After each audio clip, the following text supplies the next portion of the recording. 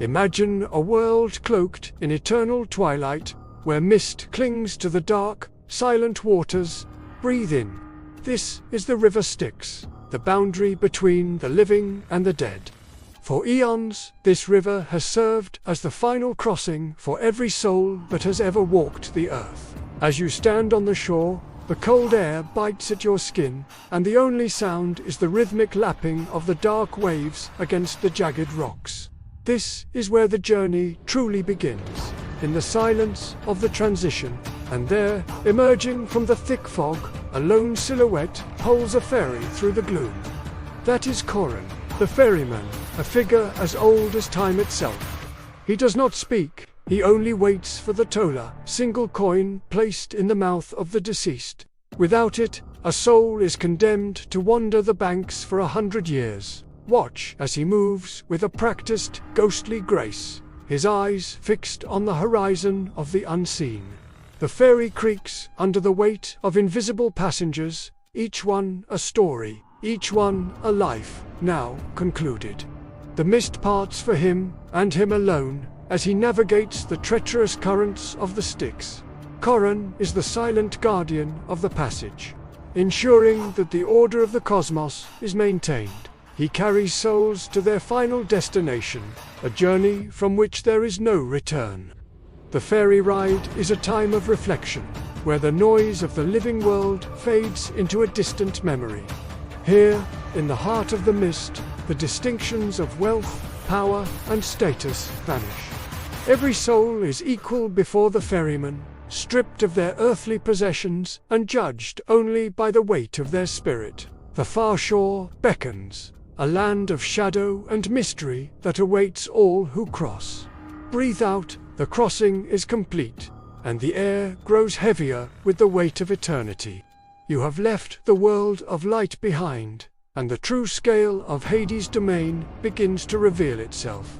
The silence here is absolute, broken only by the distant, mournful echoes of the realm. It is a place of profound stillness, where time has no meaning and the sun never rises. As you step off the ferry and onto the dark soil of the underworld, you feel the immense gravity of the afterlife pressing down upon you. This is the threshold of the eternal. Now, look ahead.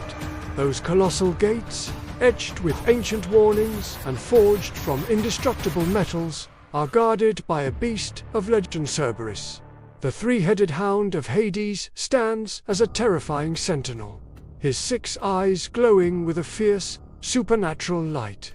His growls are not merely sounds, but vibrations that shake the very foundations of the earth. Each head represents a different aspect of his vigilance, ensuring that no living soul enters and no dead soul escapes.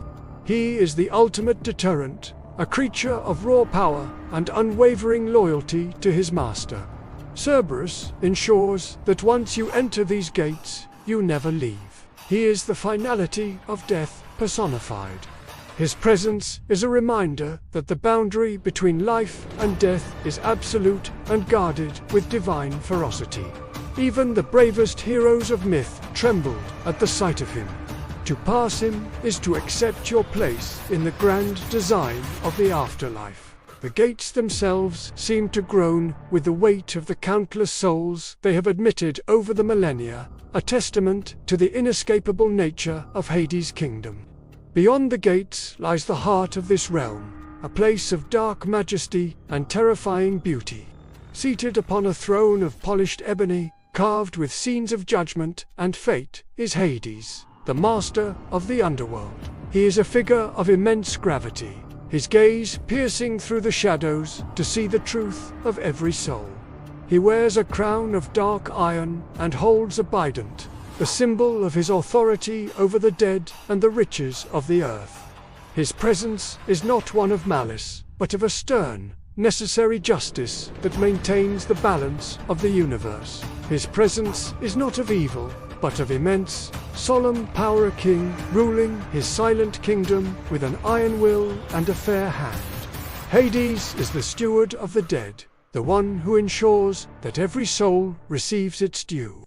He is often misunderstood by the living, feared as a god of death, but in truth, he is the god of the afterlife.